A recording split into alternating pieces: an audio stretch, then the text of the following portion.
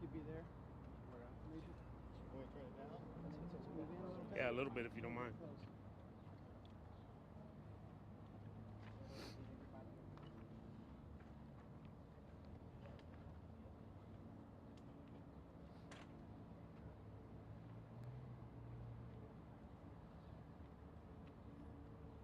Everybody ready?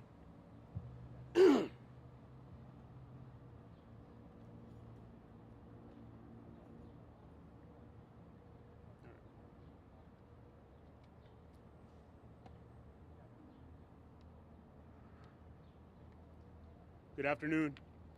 I'm Assistant Chief Philip Bosques with the Harris County Sheriff's Office. I'm accompanied by several teammates. We're gathering here to let the public know about 3:30 this afternoon we were contacted about a possible escaped inmate. Once we got that notification, we shut down the jail complex, started an inmate count, and what we later found out was an inmate was missing. We believe he escaped from the 1301 Franklin building after a court appearance.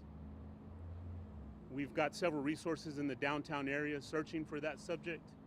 And right now, this is who we're looking for. Nigel Thomas Sanders, 35 years of age, 5'5", 165 pounds. If anybody in the public has any information on his whereabouts, please call Crime Stoppers at 713-222-8477.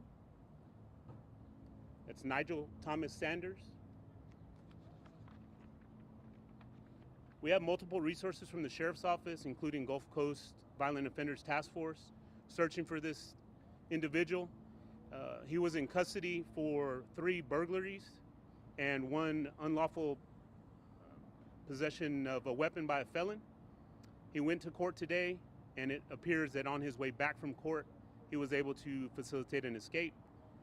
He accosted a woman during that escape once he got out on the street, and he jumped in her car, and she wrecked that car within just a few feet.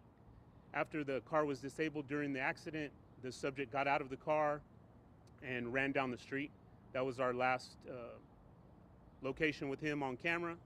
Again, we have multiple resources from the Sheriff's Office searching for this individual, and we truly believe we'll run him to the ground. Any assistance that the public can provide, we surely appreciate. Take any questions at this time. So he was in court and escaped? How did that happen? He went to court for his appearance, and then on his way back to the jail, he was able to facilitate the escape. Did he jump in the bayou? We heard that he might have jumped in the bayou. We don't have that confirmed. Did he have a knife? We believe he had a knife. Do you know where he could have got it from? Anywhere once he got outside the jail. So he was being held out the jail, correct? Correct. He was in custody for the charges. Court. I mean, he was brought to court by somebody? Yes. So then was he in handcuffs? He was transported to court, and then when he was finished with his hearing on his way back, he facilitated. Everything else is under investigation at this point. You said he was 5'5", how many pounds? 5'5", 165 pounds, 35 years of age, Nigel Thomas Sanders. Should the public, use caution if they see this individual? What should the public do if they should see this individual? Not contact the individual, just call either 911, call the number that was provided at Crime Stoppers. Unfortunately, we do believe that he is a dangerous individual, and so there is still a threat to the community at this time. Yeah, I know you said you were searching the downtown area. Does he have family or any ties to different communities in the Houston metro area that he could have gone to? And that's information that we'll keep right now as we're actively searching for the individual. Is the woman whose car he tried to take, is she okay? Yes, she was of course shaken up, and but she was not injured after he left after the crash. Where was the crash? On Commerce Street. She was leaving work. She works in the CJC building. Can you walk us through the process of when an inmate is taken from jail to court? How does that happen, and where along that process did this inmate escape?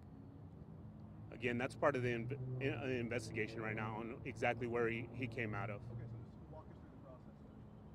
Individuals enter the tunnel, they go over to the courts, and they go to the different holding cells on the court's floor. When they finish their their court hearings.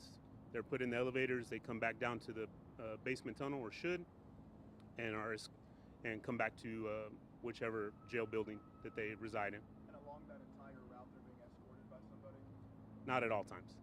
So there are, at certain times when an inmate is going from the jail to court or court appearance, they might not be escorted by somebody? There's different waypoints that we can't talk about as security, but it's in a secure tunnel. Are they always cuffed? No. Do we know, did this inmate have any, I guess, do we know, are the people in particular parts of Houston who should be on high alert? We'd have to confirm. At this point, he lives a transient lifestyle, is what we have, so we don't have a hard address or a neighborhood that he would frequent. Would you use the word homeless or transient? Transient. This isn't very common at all, right? I mean, No. have you ever had this happen before? In my time here, we have not had an escape. How long has he been in custody? I don't have that number. At this point, do you have any idea where he could be headed, even if you can't tell us? I'll leave that with the investigation team that are looking at him. We don't want to give out any information that's sensitive at this point. Have dive teams been brought in on the off chance that he's drowned at this point? We had a Marine unit come up and go through the bayou. All right, I appreciate it. Thank you.